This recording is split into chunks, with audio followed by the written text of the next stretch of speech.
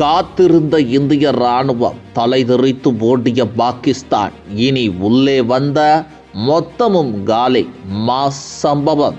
ஜம்மு காஷ்மீர் எல்லையில் இன்று நிலவும் அமைதி தானாக வந்த ஒன்றல்ல. அது மோடி தலைமையிலான மத்திய அரசின் உறுதியான அரசியல் முடிவுகளும் இந்திய ராணுவத்தின் அயராத காவலும் சேர்ந்து உருவாக்கிய நிலை.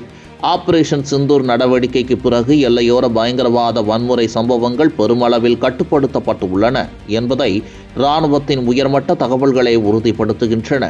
ஒரு காலத்தில் தினமும் பதற்றமாக இருந்த எல்லை பகுதிகள் இன்று இந்தியாவின் முழு கட்டுப்பாட்டில் உள்ளன.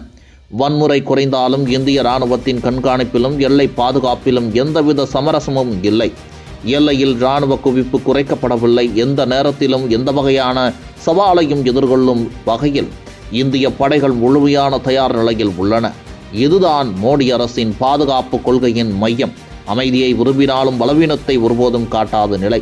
எல்லை கட்டுப்பாட்டு கோட்டின் மறுபுறம் பார்த்தால் பாகிஸ்தானின் உண்மையான முகம் இன்னும் மாறவில்லை என்பதே தெளிவாகிறது. சுமார் 8 பயங்கரவாத முகாம்கள் இன்னும் செயல்பாட்டில் உள்ளதாக நம்பத்தகுந்த தகவல்கள் தெரிவிக்கின்றன. அந்த முகாம்களில் 100 முதல் 150 வரை பயங்கரவாதிகள் இந்தியாவுக்குள் ஊடுருவ வாய்ப்பு கிடைக்குமா என்று காத்திருக்கிறார்கள். பயங்கரவாதத்திற்கு நிதி வழங்கும் முறைகளிலும் மாற்றம் ஏற்பட்டுள்ளது. பழைய ஹவாலா பாதைகள் முடக்கப்பட்டதால் பாகிஸ்தான் புதிய தொழில்நுட்ப வழிகள், மறைமுக டிஜிட்டல் முறைகள் மூலம் பணம் அனுப்ப முயற்சிக்கிறது. ஆனால் இந்திய உளவு அமைப்புகளின் தீவிர கண்காணிப்பும் ஆபரேஷன் சிந்தூர் போன்ற துல்லியமான நடவடிக்கைகளும் இந்த முயற்சிகளை முற்றிலும் தோல்வியடைய செய்கின்றன. பயங்கரவாதத்திற்கு பணம் செல்வதற்கான வழிகள் இன்று ஒன்றன் பின் ஒன்றாக மூடப்பட்டு வருகின்றன. சமீப காலங்களில் எல்லையில் அதிகரித்துள்ள ட்ரோன் நடமாட்டமும் பாகிஸ்தானின் பதற்றத்தை வெளிப்படுத்துகிறது. குறிப்பாக குடியரசு தினத்தை ஒட்டி இந்தியா ஏதேனும் அதிரடி நடவடிக்கை எடுக்குமா என்ற அச்சத்தில்தான் பாகிஸ்தான் சிறிய அளவிலான ட்ரோன்களை எல்லை நோக்கி அனுப்புகிறது. இவை மிக உயரத்தில் பறக்காமல் தாழ்வாக பறந்து இந்திய படைகளின் நகர்வுகளை கண்காணிக்க முயல்கின்றன. ஜனவரி 10 முதல் 12 வரை மட்டும் 10க்கும் மேற்பட்ட ட்ரோன்கள் கண்டறியப்பட்டுள்ளன. அதை அடித்து நொறுக்கியுள்ளது இந்திய ராணுவம்.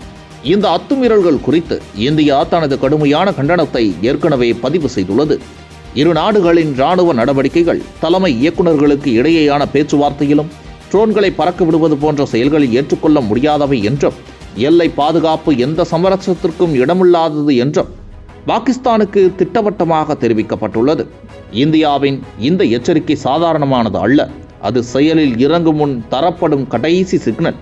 முடிவில் பாகிஸ்தான் இந்தியாவில் ஊடுருவலுக்கான வாய்ப்பு தேடி அலையும் முயற்சிகளை விட்டுவிட்டு பாகிஸ்தானில் பசியோடு இருக்கின்ற மக்களுக்கு அடிப்படை தேவைகளையும், பசியோடு இருப்பவர்களுக்கு சாப்பாடு போடுங்க என இந்தியா நேரடியான எச்சரிக்கையும் கொடுத்துள்ளது.